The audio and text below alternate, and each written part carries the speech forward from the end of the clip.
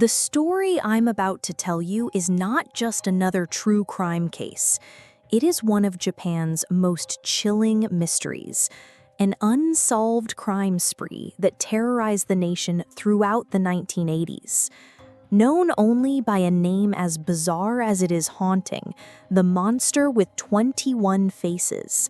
This group of criminals targeted some of the country's biggest food companies, leaving behind cryptic letters, poison candy threats, and a trail of fear that shook the very foundations of Japanese society. This was not just about money.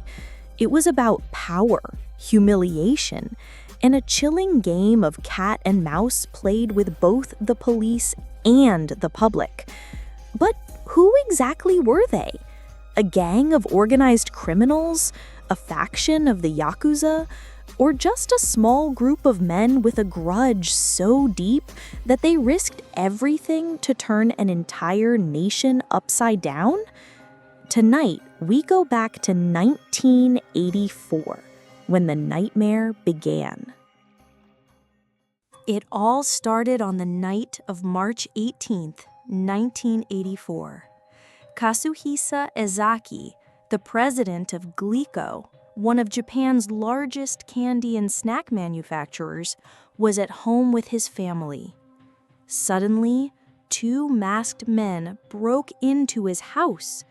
They subdued his wife and young daughter, tied them up, and demanded only one thing: Katsuhisa himself. Unlike ordinary kidnappers, they didn't ask for money on the spot. They told the terrified family that money was not important. Then they dragged Ezaki away into the night. His loved ones were left behind, bound and shaken, desperately trying to free themselves. Within hours, a ransom letter arrived. The criminals demanded 1 billion yen and 100 kilograms of gold bullion in exchange for the president's safe return. But before any negotiations could even begin, something unexpected happened. Just 3 days later, Katsuhisa Ezaki managed to escape. He had been locked inside a warehouse in Ibaraki, near Osaka, with no guards watching over him. Taking advantage of the carelessness, he fled and contacted the police. It seemed like the nightmare was over, but in reality, this was only the beginning. The failed kidnapping marked the start of a year-long reign of terror that would forever change the way Japan looked at crime. The kidnapping of Katsuhisa Ezaki should have been the climax of the story, but instead, it was only the prologue. Just weeks later, the terror escalated in a way no one in Japan could have predicted. On April 10th, 1984, several cars parked outside Glico's headquarters mysteriously caught fire. The flames consumed company property and left employees shaken. But this was merely a warning. Exactly 1 month later, a chilling letter arrived. It was signed not with a name, but with a title that would soon become infamous across Japan: The Monster with 21 Faces. The phrase appeared to be inspired by a fictional villain from Japanese detective novels known as the Fiend with 20 Faces, but this was no work of fiction. In the letter, the criminals claimed they had laced Glico's candies with cyanide and threatened to release the poisoned products onto store shelves. Panic spread instantly. Supermarkets rushed to pull Glico's items from their shelves. The company launched a massive recall, costing millions of dollars and forcing hundreds of employees out of work. When inspectors carefully tested the products, however, not a single trace of poison was found. It was a bluff, but a devastatingly effective one. By then, the monster with 21 faces had already achieved what they wanted: to strike fear not only into Glico, but into the entire Japanese public. The police were under immense pressure. The Japanese public, usually accustomed to safety and order, watched in disbelief as their authorities struggled against faceless criminals who seemed always one step ahead. Then came another blow. Investigators recovered a videotape showing a mysterious man wearing a baseball cap from the Yomiuri Giants. He was caught on camera placing a box of Glico chocolates on a supermarket shelf before quickly fleeing the scene. This was the closest thing to a lead the police had, yet even with this evidence, they couldn't identify him. The monster with 21 faces knew it, and they took every opportunity to taunt the authorities. In one letter, written in a distinct Osaka dialect, the group openly mocked the police. "Don't tell lies. All evil starts with lies. You useless police officers don't even know that?" The letter even explained how they had entered Glico's factory, as if daring the investigators to touch them. By June 1984, however, the game suddenly shifted. A short message arrived that read only, "We forgive Glico." There was no explanation, no demands, no reasoning. And just like that, the attacks on Glico abruptly stopped. For a moment, it seemed the nightmare had ended, but the truth was far darker. The monster with 21 faces wasn't finished. They were simply changing targets. Their new victims were other major food companies, Morinaga, Marudai, and House Foods Corporation. These were household names in Japan, producing candies and snacks beloved by families nationwide. Soon, housewives across the country received chilling warnings. 21 pieces of Morinaga candy have been poisoned with cyanide. Panic erupted again.